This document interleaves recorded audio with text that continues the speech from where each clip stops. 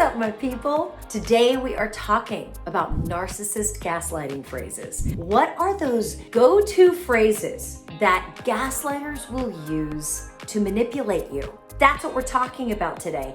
And these are just the ones that I've observed.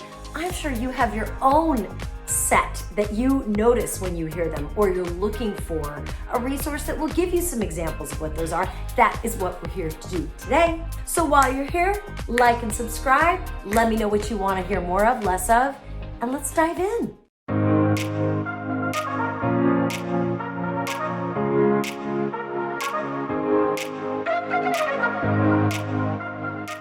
Okay, so when we're talking about gaslighters, especially narcissist gaslighters, we have to remember at the baseline what the narcissist is always after. They are always after control, attention, power. They love spinning people up into just frothing craziness.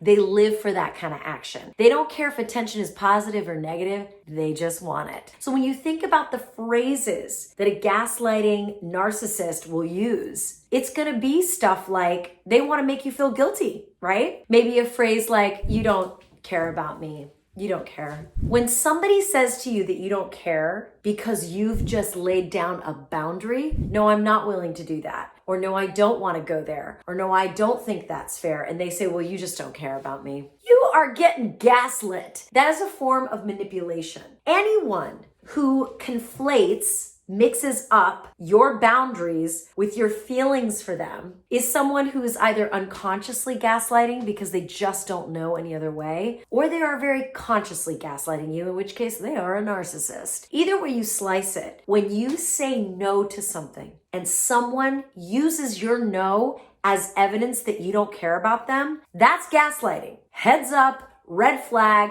timeout. Right? How about this one? Let's say you say no to something, or you push back on something, or you call them out for something. Hey, I noticed when you said X, it did not make me feel good. It made me feel as though you were attacking me, or it made me feel as though you were undermining me. A gaslighter, somebody who does it maybe unintentionally, or a narcissist who does it intentionally, will say things like, oh, I would never do that. You're misremembering that, because I would never. I love you. I would never hurt you that way. Someone who has healthy boundaries, someone who has healthy amounts of empathy is not going to say, whatever you just said, that didn't happen. Why? Because I would never. I love you. That's gaslighting. Someone who's healthy is going to say, oh my God, I'm so sorry. It was not my intention to make you feel that way.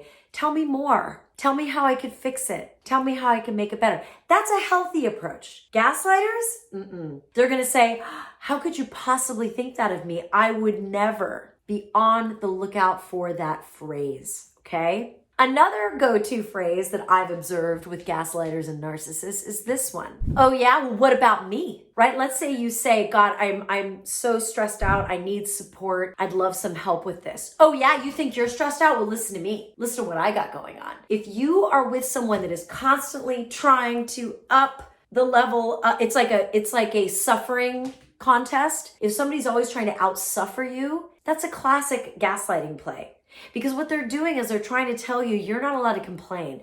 I'm the one suffering the most. Therefore, I am the piece of poop in the center of the universe, right? I think I stole that from Alcoholics Anonymous. They say, why are you the piece of poop in the center of the universe, right? People that won't hear your position and express empathy for your position are usually narcissists. Or maybe they're just baby narcissists. Maybe they don't even know that they're doing it. Maybe they've never been trained. Whatever the case may be, you are entitled to feel what you feel. Your feelings are valid. Now, you may have misunderstood something. You may not understand all the facts, but your feelings, based on your perceptions, are legit. Why?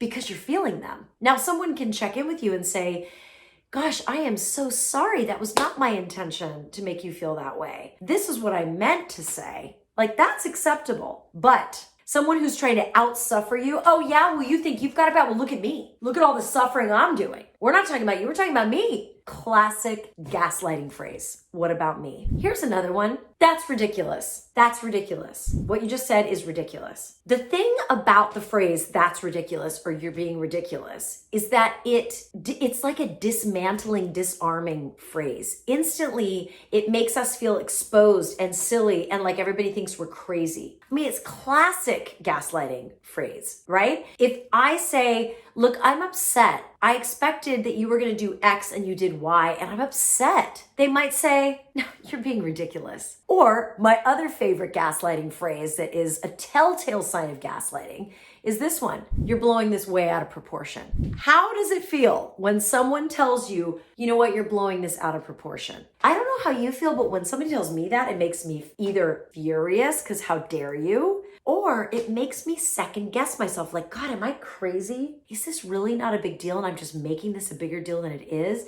And the second guessing and the second guessing. When somebody tells you you're being ridiculous or you're blowing something out of proportion, time out. You can tell them directly, I'm entitled to feel what I feel about something. We can discuss how I can react to it and what choices I can make around this thing, but you can't tell me I'm being ridiculous and you can't tell me I'm blowing it out of proportion. Sometimes with gaslighters and narcissists, you gotta just tell them what the rules of engagement are because they are so used to doing things their way, they don't even know there's another way. So sometimes when you teach gaslighters and narcissists this, if they're not real dyed-in-the-wool narcissists, they can actually improve. Because listen, here's the facts. Most of us did not grow up in households where everybody was modeling amazing communication, amazing empathetic communication.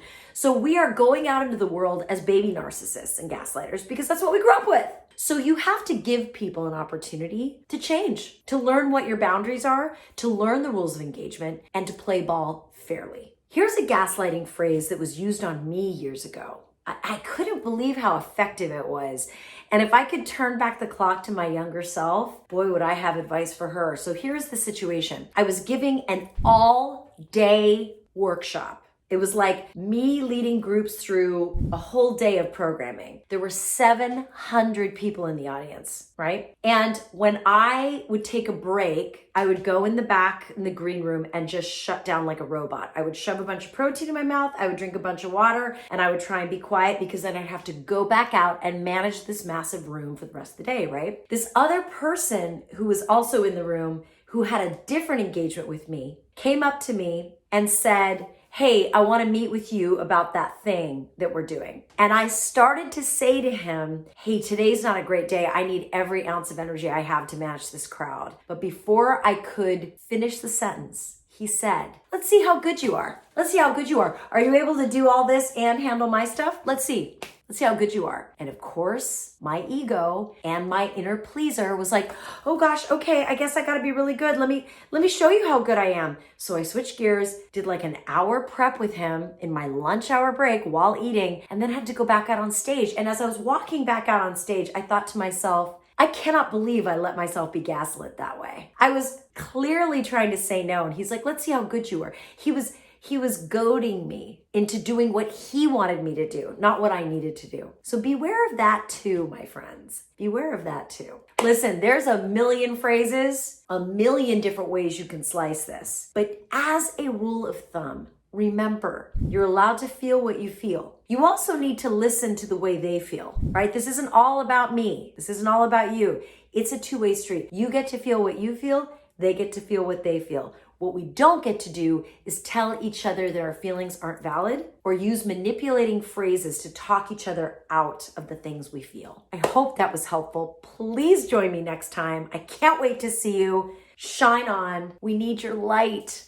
And listen, if you need some advanced communication moves with somebody really difficult at work, head over to noenemy.bronwyncommunications.com, and I have an entire course designed just for this, for having tough conversations with big personalities. So head over there, check it out, and shine on. We need your light.